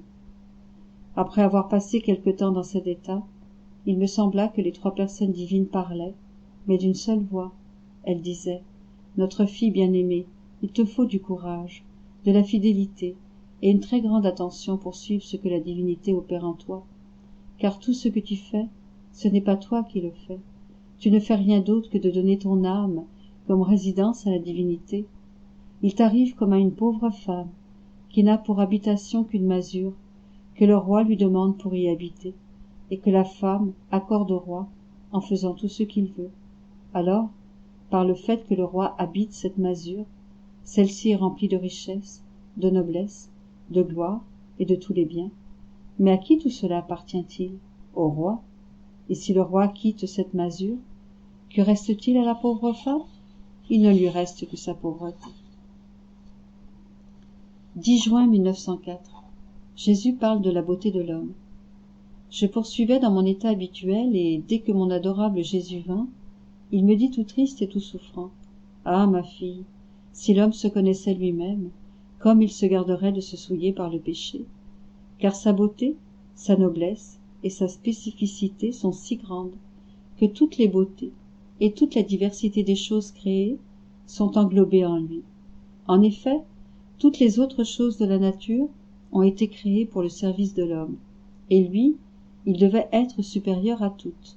En conséquence, il devait posséder en lui toutes les qualités des autres choses créées. Comme toutes les autres choses furent créées pour l'homme, et que celui-ci fut créé uniquement pour Dieu, pour faire ses délices, non seulement l'homme devait-il englober en lui tout le créé, mais il devait le surpasser, au point d'être l'image de la majesté suprême. Cependant, insouciant de tous ses biens, l'homme ne fait que se souiller des plus laides saletés. Ensuite, Jésus disparut. Je compris qu'il nous arrive à nous, comme à une pauvre personne, qui a reçu un vêtement en tissu d'or, enrichi de pierres précieuses. Comme elle connaît peu ce genre de choses, et ne connaît pas sa valeur, elle laisse ce vêtement exposé à la poussière, le salit facilement, et le considère comme un vêtement de peu de valeur, de sorte que si on vient à le lui enlever, elle en souffre peu, ou pas du tout. Tel est notre aveuglement en regard de nous-mêmes. 15 juin 1904. La créature n'est rien d'autre qu'un petit récipient, rempli de parcelles divines. Je me trouvais dans mon état habituel. Dès qu'il vint, Jésus me dit: Ma fille bien-aimée, la créature m'est si chère, et je l'aime tant, que si elle comprenait cela, son cœur éclaterait d'amour. En la créant, je ne l'ai faite autre qu'un petit récipient rempli de parcelles divines. Elle possède des parcelles de tout mon être, attributs, vertus, perfection, selon la capacité que je lui ai donnée, et cela afin que je puisse trouver en elle des petites notes correspondant à mes notes, et ainsi pouvoir parfaitement me délecter et m'amuser avec elle. Quand l'âme traite avec les choses matérielles et les laisse entrer dans son petit récipient rempli de divin, quelque chose de divin sort d'elle, et quelque chose de matériel entre en elle. Quel affront pour la divinité, et quel mal pour l'âme!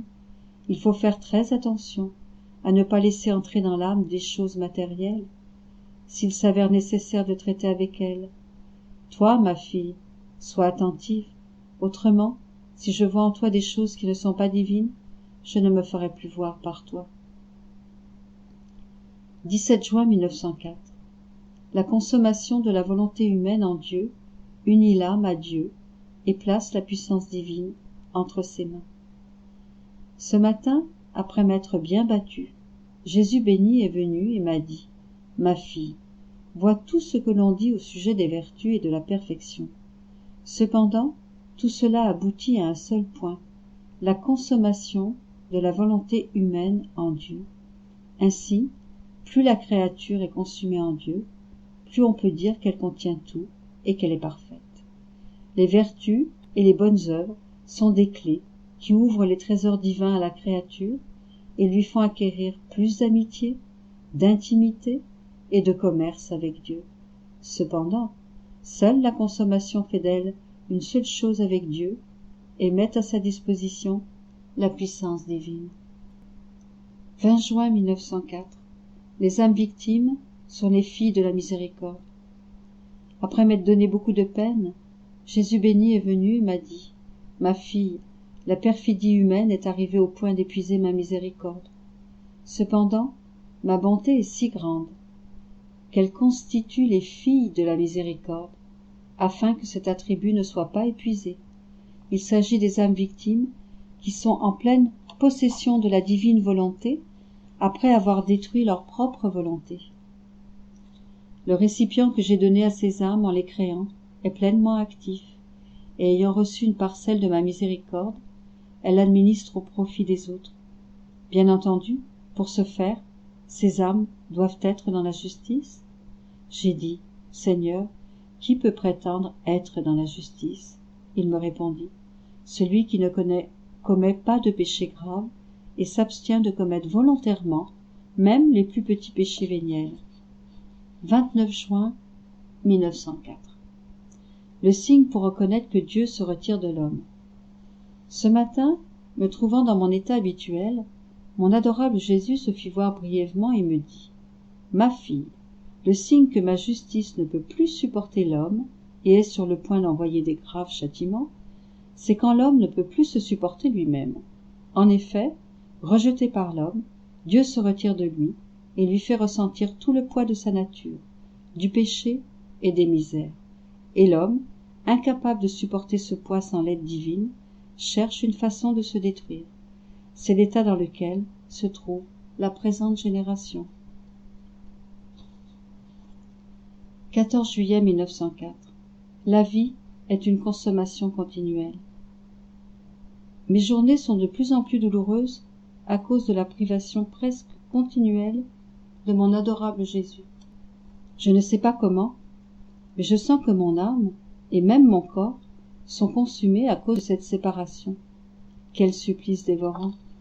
Mon seul et unique réconfort est la volonté de Dieu, parce que, si j'ai tout perdu, y compris Jésus, seule la volonté de Dieu, sainte et douce, demeure en mon pouvoir.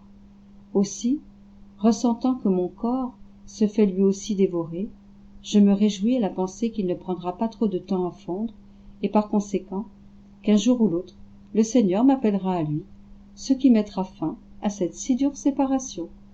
Ce matin, après beaucoup de luttes, oh, quelle lutte! Jésus est venu brièvement et m'a dit: Ma fille, La vie est une consommation continuelle. L'un la consume pour les plaisirs, un autre pour les créatures, un autre pour pécher, un autre pour ses intérêts personnels, quelques-uns pour leurs caprices. Il y a toutes sortes de consommations. Celui qui se consume tout en Dieu pourra dire avec certitude: Seigneur, ma vie s'est consumée dans l'amour pour toi. Non seulement je me suis consumé, mais je suis mort uniquement pour ton amour. C'est pourquoi, si tu te sens continuellement consumé à cause de ta séparation de moi, tu peux dire que tu meurs continuellement en moi et que tu subis beaucoup de morts par amour pour moi. Si tout ton être se consume pour moi, si grande soit cette consommation, autant tu acquiers de divin en toi. 22 juillet 1904. La stabilité révèle que la vie divine progresse dans l'âme. Je poursuivais dans mon état habituel. Dès que Jésus béni vint, il me dit: Ma fille, quand l'âme se propose de ne pas pécher ou de faire quelque bien, mais n'agit pas selon cette décision, c'est que ses résolutions n'ont pas été prises avec sa volonté entière et que la lumière divine n'a pas eu de vrai contact avec son âme. En fait, quand la volonté est sincère et que la lumière divine lui fait connaître le mal à éviter ou le bien à faire, l'âme n'a pas de peine à mettre en pratique ce qu'elle s'est proposé. D'un autre côté, si la lumière divine ne décèle pas de stabilité dans l'âme, elle ne lui envoie pas la lumière nécessaire pour l'aider à éviter telle chose ou à faire telle autre. Il pourrait bien y avoir des moments de malchance ou d'abandon chez la créature, et aussi des moments où elle voudrait changer de vie, mais, immédiatement, sa volonté humaine change. En somme, au lieu d'une véritable bonne volonté, il y a un mélange de passions, s'activant selon les vents. La stabilité révèle le progrès de la vie divine dans l'âme, car puisque Dieu est immuable, celui qui possède Dieu partage son immuabilité dans le bien. 27 juillet 1904.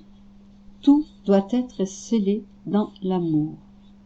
Je me trouvais dans mon état habituel quand mon adorable Jésus sortit de mon intérieur.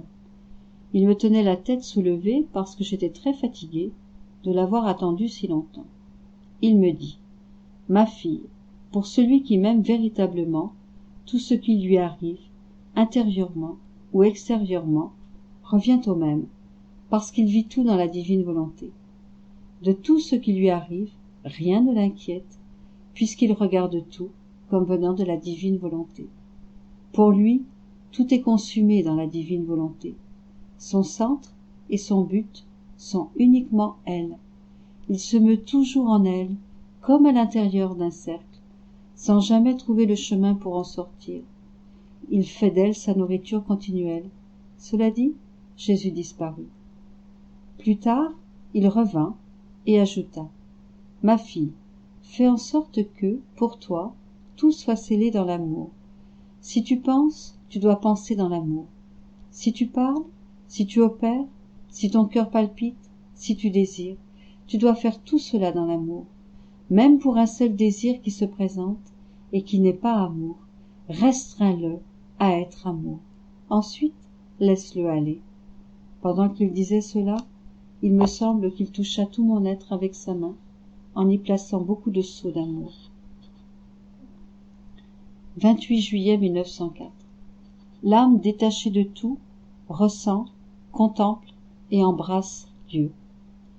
Ce matin, me trouvant dans mon état habituel, Jésus béni vint brièvement et me dit: Ma fille, quand l'âme est détachée de tout, elle trouve Dieu en toutes choses.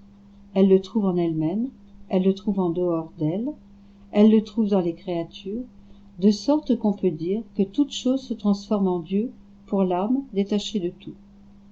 Non seulement elle trouve Dieu, mais elle le contemple, le ressent et l'embrasse. Comme elle le trouve en tout, tout lui donne l'occasion de l'adorer, de le prier, de lui rendre grâce, de s'attacher plus intimement à lui. Cela dit, ces lamentations à cause de mes absences ne sont pas tout à fait raisonnables. Si tu me ressens dans ton intérieur, c'est signe que je suis non seulement à l'extérieur de toi, mais aussi à l'intérieur de toi. comme dans mon propre centre. Au début, j'ai oublié de dire que c'est la maman reine qui m'a amené Jésus. Et comme je le priais, afin qu'il ne me laisse pas priver de lui, il m'a répondu par ce que je viens d'écrire. 29 juillet 1904. La foi fait connaître Dieu, mais la confiance le fait trouver. Je poursuivais dans mon état habituel. Dès que j'ai vu mon adorable Jésus, je lui ai dit « Mon Seigneur et mon Dieu ». Jésus répliqua « Dieu, Dieu, Dieu seul. Ma fille, la foi fait connaître Dieu, mais la confiance le fait trouver. De sorte que la foi sans la confiance est une foi stérile. Bien que la foi possède d'immenses richesses pour enrichir l'âme, si la confiance est absente, la foi reste toujours pauvre et dépourvue de tout. » Pendant qu'il disait cela, je me sentais attiré en Dieu, et je restais absorbé en lui comme une gouttelette d'eau dans l'immense océan. En le regardant, je ne voyais aucune frontière, ni en hauteur, ni en largeur. Le ciel et la terre, les âmes bienheureuses et les âmes pèlerines étaient tout immergées en Dieu. Je voyais aussi des guerres, comme celle entre la Russie et le Japon, les milliers de soldats qui mouraient ou allaient mourir, bien que, de par la justice, la victoire appartiendra au Japon. Et j'ai vu des nations européennes comploter des guerres, même contre d'autres nations d'Europe. Mais qui pourrait dire tout ce que j'ai vu de Dieu et en Dieu? Voilà pourquoi je m'arrête ici. 30 juillet 1904. Le détachement que doivent avoir les prêtres. Ce matin, Jésus béni ne venait pas, et moi, me trouvant hors de mon corps, j'allais et venais à la recherche de mon suprême et unique bien. Comme je ne le trouvais pas, mon âme se sentait mourir à chaque instant. Ce qui augmentait mon tourment, c'était que pendant que je me sentais mourir, je ne mourais pas. Si j'avais pu mourir, j'aurais atteint mon but de me trouver pour toujours dans mon centre, qui est Dieu. Ô séparation, comme tu es amère et douloureuse, il n'y a pas de souffrance qui puisse se comparer à toi.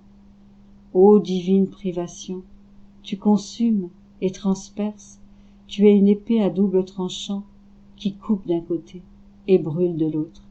La souffrance que tu donnes est immense, aussi immense que Dieu est immense. Pendant que je me déplaçais en errant, je me suis trouvé dans le purgatoire. Mes douleurs et mes pleurs semblaient augmenter la souffrance de ces pauvres âmes, privées de leur vie qui est Dieu.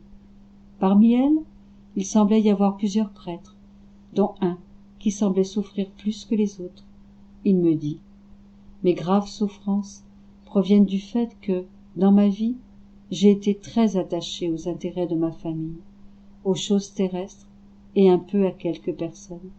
Cela fait beaucoup de tort à un prêtre, au point de lui former une cuirasse de fer, couverte de boue, qui l'enveloppe comme un vêtement, et seul le feu du purgatoire et le feu de la privation de Dieu, comparé au second le premier disparaît, peuvent détruire cette cuirasse. Oh, comme je souffre! Mes souffrances sont indicibles. Prie, prie pour moi. Quant à moi, je me sentis encore plus tourmenté, et je revins dans mon corps.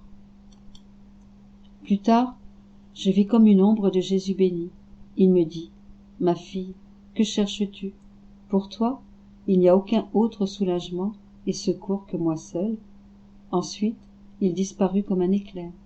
Je me suis dit « Ah, il me dit que lui seul est tout pour moi, et pourtant, il a le courage de me laisser sans lui. » 31 juillet 1904. La volonté humaine falsifie et profane même les œuvres les plus saintes. Poursuivant dans mon pauvre état, il me semble que mon Jésus est venu plus d'une fois et que je l'ai vu comme un enfant, entouré d'une ombre. Il m'a dit « Ma fille, ne ressens-tu pas la fraîcheur de mon ombre? Reste en elle, et tu te sentiras rafraîchie. » Il me sembla que nous nous reposions ensemble dans son ombre, et que, tout près de lui, je me sentais totalement revigoré. Il poursuivit en disant « Ma bien-aimée, si tu m'aimes, je ne veux pas que tu regardes, ni à l'intérieur de toi, ni à l'extérieur de toi, ou que tu te demandes si tu as chaud ou si tu as froid, si tu fais beaucoup ou peu de choses, si tu souffres ou si tu te réjouis. Tout cela doit être détruit en toi, et tu dois seulement t'interroger pour savoir si tu fais tout ce que tu peux pour moi, et si tu fais tout pour me plaire.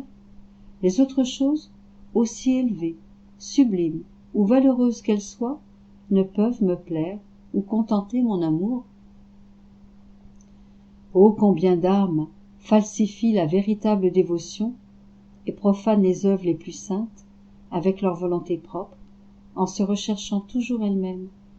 Même dans les choses saintes, si on recherche sa propre manière, son propre goût, sa satisfaction personnelle, si on se trouve soi-même, on s'éloigne de Dieu et on ne le trouve pas.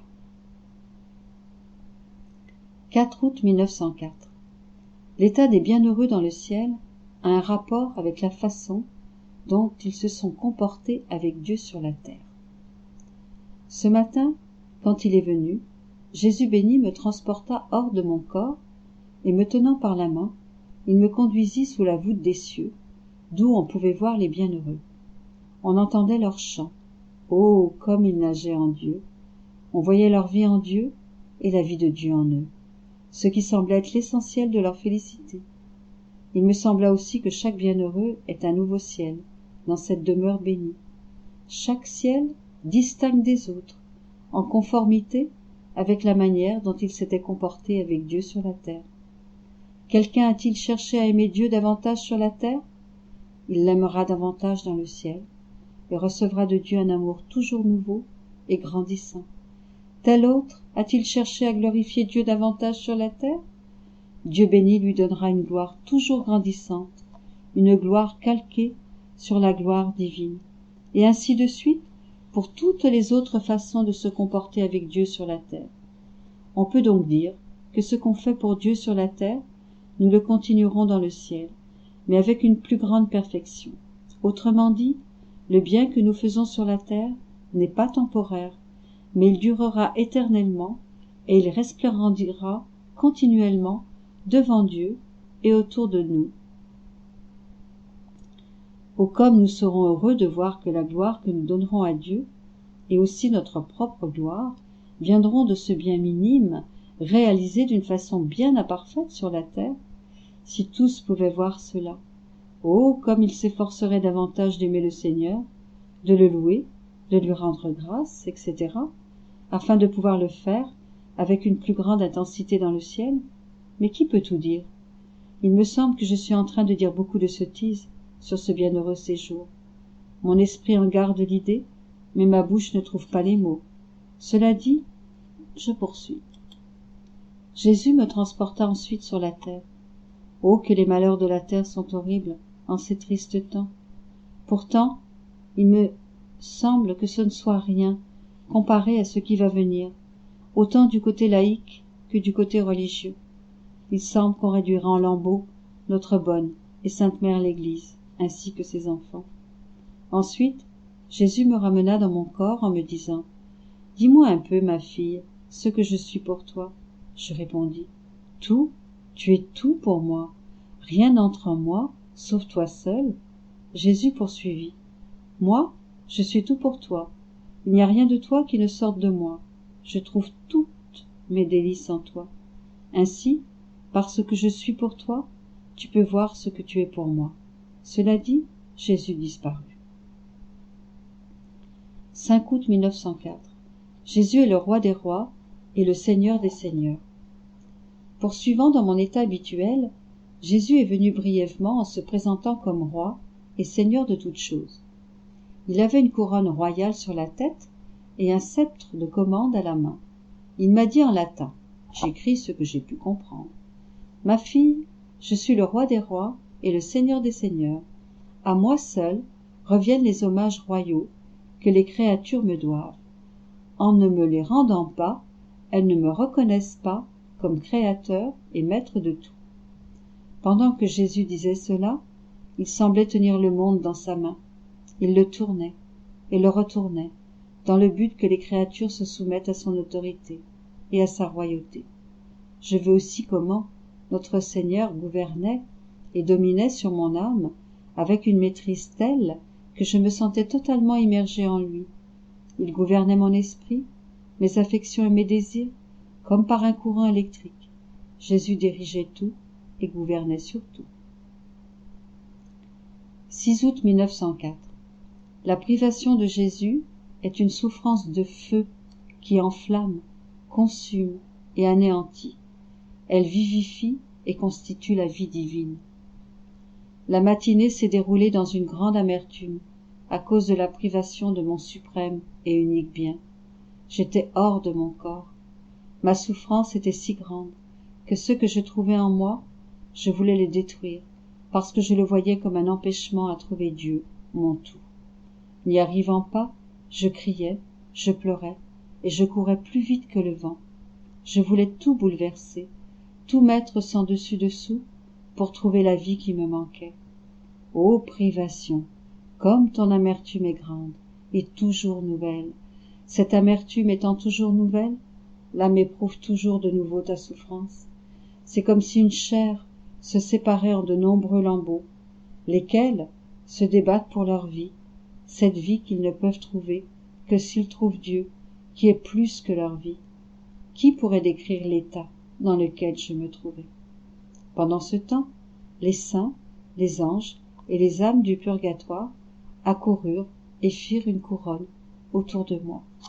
Ils m'empêchaient de courir, compatissaient avec moi et m'assistaient. Cela était inutile pour moi parce que je ne trouvais pas celui qui seul pouvait alléger ma souffrance et me restituer la vie. En pleurant, je criais plus fort. Dites-moi où je puis le trouver. Si vous voulez avoir pitié de moi, ne tardez pas à me le montrer. Je n'en peux plus. Après cela, Jésus sortit du fond de mon âme en feignant de dormir et de ne pas se préoccuper de mon pauvre état. Malgré qu'il ne se préoccupait pas de moi et qu'il dormait, seulement à le voir, je respirais sa vie comme on respire l'air. Je dis « Ah, il est avec moi !» Cependant, je n'étais pas libérée de ma douleur. Il ne me prêtait même pas attention.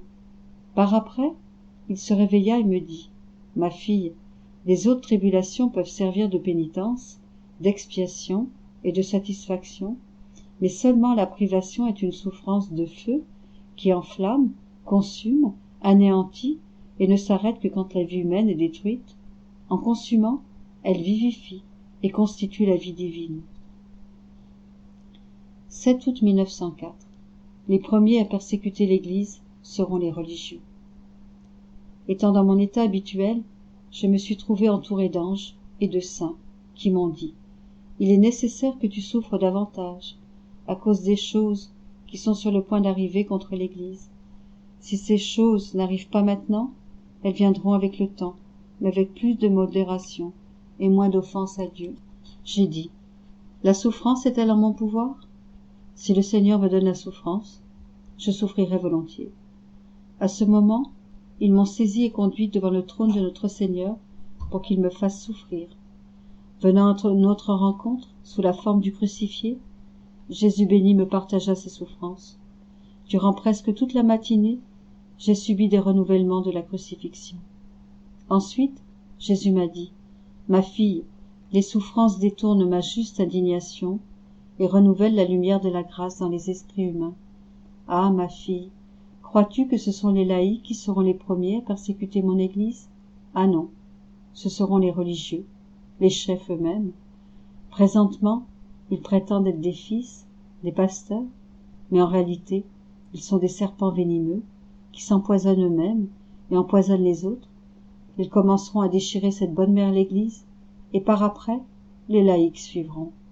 Ensuite, l'obéissance m'ayant appelé, le Seigneur s'est retiré, rempli d'amertume. 8 août 1904. Il faut chercher Jésus à l'intérieur de soi et non à l'extérieur. Tout doit être enfermé dans un seul mot, amour. Celui qui aime Jésus est un autre Jésus. Tandis que je continuais de lutter, mon adorable Jésus vint brièvement. Bien que je le sentais près de moi et que j'essayais de le saisir, il m'échappait et m'empêchait presque d'aller hors de mon corps, à sa recherche. Après avoir beaucoup lutté, il se fit voir juste un peu et me dit « Ma fille, ne me cherche pas à l'extérieur de toi, mais en toi, dans les profondeurs de ton âme, parce que si tu vas à l'extérieur, et que tu ne me trouves pas, tu souffriras beaucoup et seras incapable de le supporter. Si tu peux me trouver plus facilement, pourquoi veux-tu lutter davantage? Je lui dis, c'est parce que je pense que quand je ne te trouve pas immédiatement en moi, je peux te trouver à l'extérieur. C'est l'amour qui me pousse à faire ainsi. Jésus reprit, ah, c'est l'amour qui te pousse à cela? Tout doit être enfermé dans un seul mot, amour. L'âme qui n'enferme pas tout dans l'amour, on peut dire qu'elle ne comprend rien à l'art de m'aimer. À mesure que l'âme m'aime davantage, le cadeau de la souffrance grandit en elle. Tout étonné et affligé, j'interrompis Jésus et lui dis, ma vie est mon bien suprême, parce que je souffre peu ou que je ne souffre pas du tout, alors je t'aime peu ou je ne t'aime pas du tout? Je suis effrayé par la seule pensée que je ne t'aime pas, mon âme en ressent un vif mécontentement, et je me sens presque offensé par toi. Jésus répondit, je n'ai pas l'intention de te décevoir. Ta déception pèserait sur mon cœur plus que sur le tien. De plus, tu ne dois pas regarder seulement les souffrances corporelles, mais aussi les souffrances spirituelles, ainsi que ton désir de souffrir. Si l'âme désire vraiment souffrir pour moi, c'est comme si elle souffrait. Donc, calme-toi, et ne sois pas inquiète, et laisse-moi continuer à te parler. N'as-tu jamais observé deux amis intimes? Oh, comme chacun cherche à imiter l'autre et à le reproduire en lui-même. Chacun reproduit la voix, les manières, les pas, les œuvres, les vêtements de l'autre, de sorte qu'il peut dire « Celui qui m'aime est un autre moi-même » et, ainsi, je ne peux pas faire autrement que l'aimer. C'est ainsi que je fais avec l'âme, qui m'enferme complètement en elle, comme dans un petit cercle d'amour. Je me sens totalement reproduit en elle, et, en me retrouvant en elle, je l'aime de tout mon cœur. Je ne peux pas faire autrement que de demeurer avec elle, parce que si je la laissais, je me laisserais moi-même. Pendant qu'il disait cela, il disparut. 9 août 1904.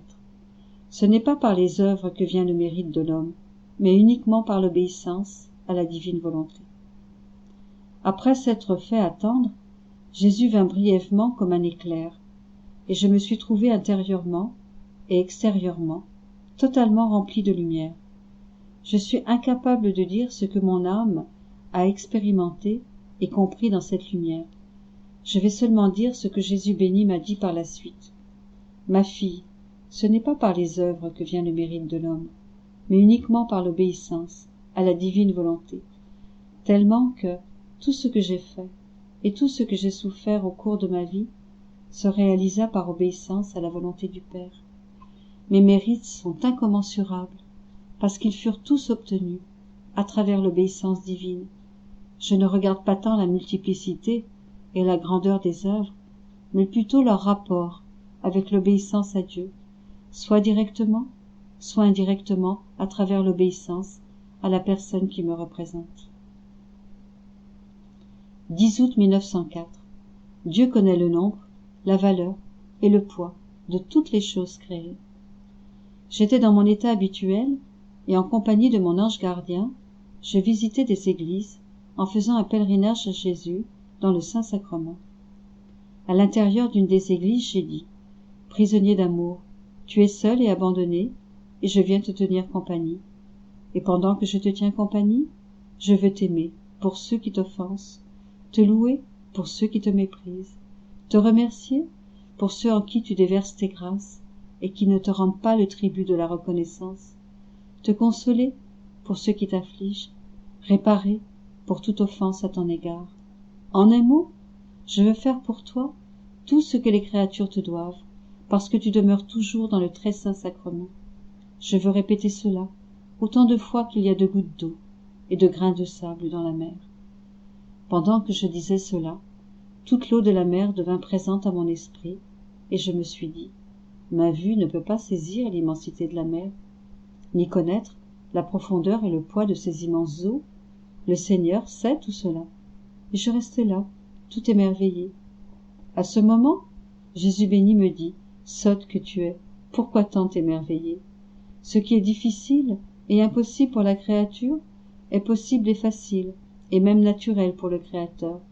C'est comme pour quelqu'un qui, regardant d'un coup d'œil des millions et des millions de pièces de monnaie, se dirait « Elles sont innombrables. Qui pourrait les compter? Mais celui qui les a placées là peut immédiatement dire: il y en a tant, elles valent tant, elles pèsent tant. Ma fille, je sais combien de gouttes d'eau j'ai placées dans les mers, et personne ne peut changer cela. Pas même une seule goutte. Je dénombre tout, je pèse tout, et j'évalue tout.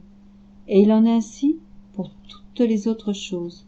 Quelle merveille y a-t-il donc en ce que je sache tout? En entendant cela, mon émerveillement a cessé, et je me suis plutôt émerveillée de ma stupidité. 12 août 1904. L'homme dissipe la beauté dans laquelle Dieu l'a créé.